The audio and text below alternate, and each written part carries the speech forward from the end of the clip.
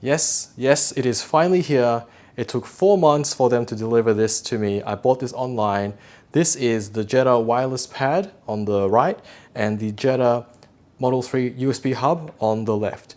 Now, I'll go into the details about why this took 4 months, but let's take a look at the products first and let's not let that taint our experience.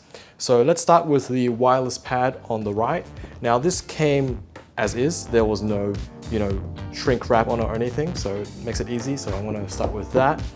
The sides, it says Jeda wireless pad. The box itself is pretty nice. There's the website here, getjeda.com. On the back, there's some standard kind of stuff here.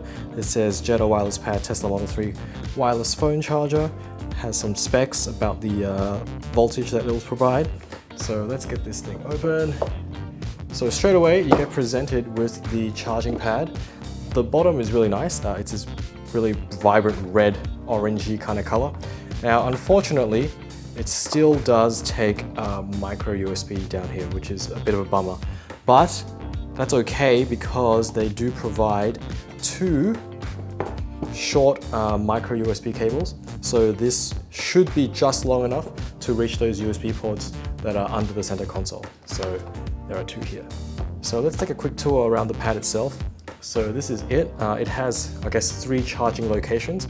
It's got this little Thunderbolt lightning symbol. So you can put a phone in a landscape orientation here, or you can put 2 in the portrait orientation.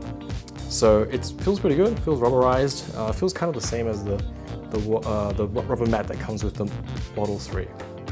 All right, let's put this aside and we're gonna take a look at the hub. So this is their newer product. This is the Jeda Model 3 hub. So this has the shrink wrap on it. So on the back it says Jeda USB hub, Tesla Model 3, and it comes with 2 USB-A and 2 USB-C ports. So I'm gonna get some scissors. I'm just gonna... Okay, again, the box is quite nice. Again, it has the logos on the side. Now, see if I can get this thing open. This one's a bit tighter. There it is. So this time the instructions are actually on the top box. So it says, there's a dash cam cover, so you can hide a hard drive in there if you like, or a thumb drive. And it says once the Jeda hub is inside, oh, so number 2, sorry, my bad. So you pop this in to the bottom of your center console, and then basically you will line it with the USB ports and it kind of just plugs in. Okay, so here is the main event. This is the hub itself. It's quite thick, actually. So just to get some size comparison, this is the charging pad. It's much thinner, and this is the hub. Okay, so on the front, you'll see the 2 USB-A ports, 2 USB-C ports, and this panel here, actually, it's a little bit loose, moves around a little bit, but if you press down the bottom, the top just pops up, and then you can take it off. And it's held down magnetically, which is great. And it comes with a little magnetic piece here. So this is metal, and it's got some 3M tape. So you could attach this to maybe like a Samsung SSD, which is about the same size. I have one of those.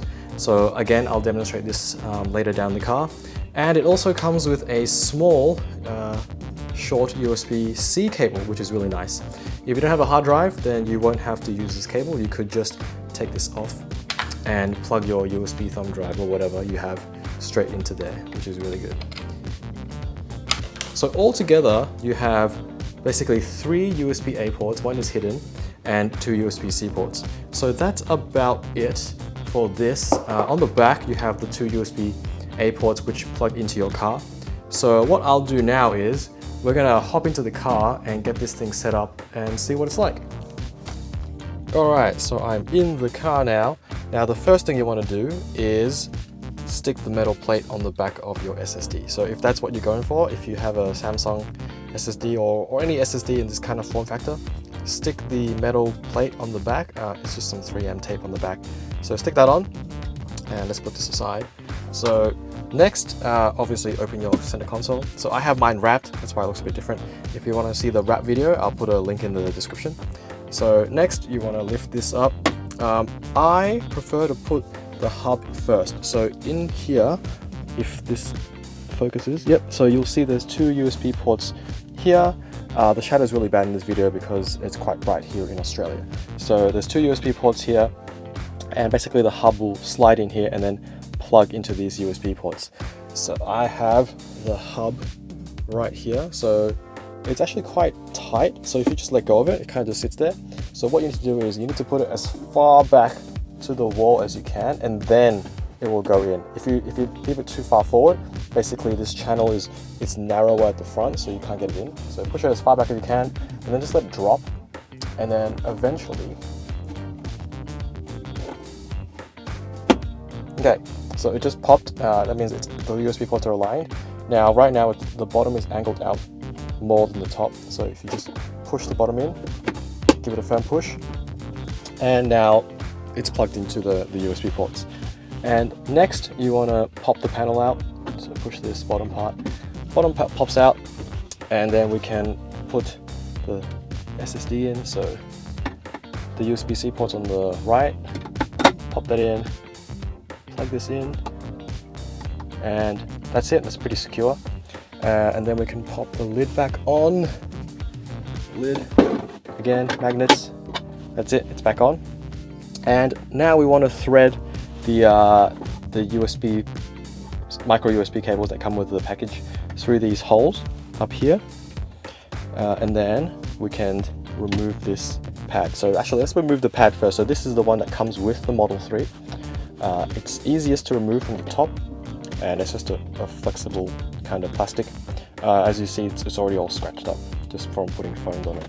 So on the back, we have these little nubs, I guess, which go into these holes. And then we will be getting the wireless charging pad, which is this one, and popping it in place. But before we do that, we should thread the cables through. So it comes with these cables. So I'm going to try and thread this through. Start by plugging them in at the bottom. Side. One. 2. So there we go. So the pad, plug it into these holes at the back, and then put the pad on. So for this operation, I probably need 2 hands, but we'll see how I go.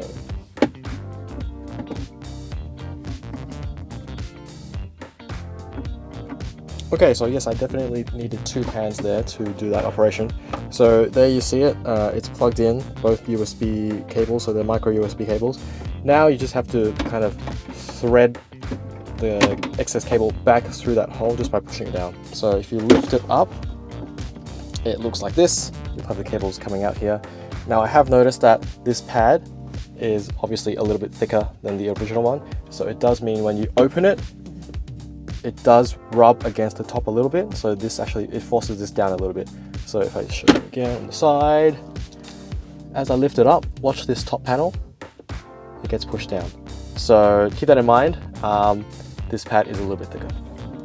All right, so with that installed, let's pop a phone on. So I have a Pixel 4 here. I'll just give this screen a quick clean.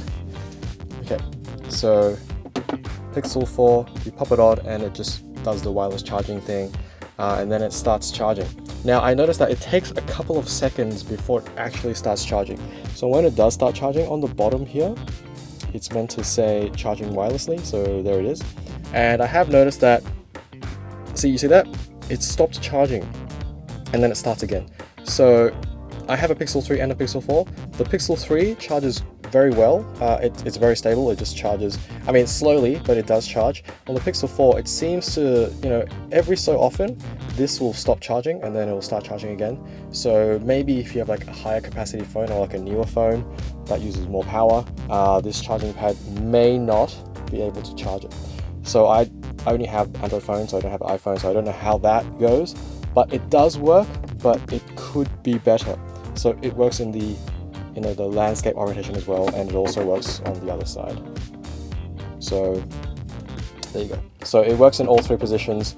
It is definitely on the slow side. Now you can actually route a cable from here. So if you have just a regular cigarette, whatever car charger here, you could route the cable through here and use that to charge instead. I believe that will give you more stable and maybe a little bit faster charging, because this does output more voltage, or sorry, more amps than the USB ports at the front.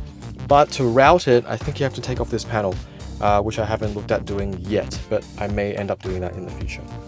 Okay, so while I'm here, I'm also going to test these front USB-C ports. So there's two USB-A, which we're using to plug in the wireless charging pad, and there's also two USB-C ports to the right of those. So I have a USB-C to C cable here.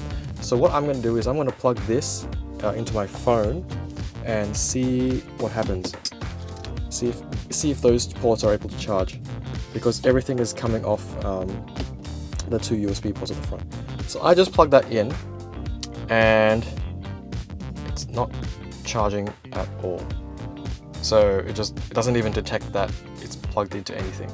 So I'm going to try the other USB-C port to the right of that. Okay, so that's plugged in. So again, same thing here. Doesn't even detect that, you know, it's plugged in at all. So that's weird. So let's see if those ports, you know, even work at all. Maybe it's broken, I don't know. So let's take a look. What I'm going to do is I'm going to unplug my drive here. So I've already turned off the recording, so I can just unplug it. So unplugging the USB-C from the phone, and now I'm going to plug it into the drive. So right now, the Sentry mode, not the Sentry mode, it is Sentry mode. The recording is turned off. So if I just plugged in the drive, and let's see what happens. Actually, on the drive itself, there's a little blinking blue light. You might not be able to see it because it's a bit bright, but there is a blinking blue light here. So it does detect it, and yes, it does.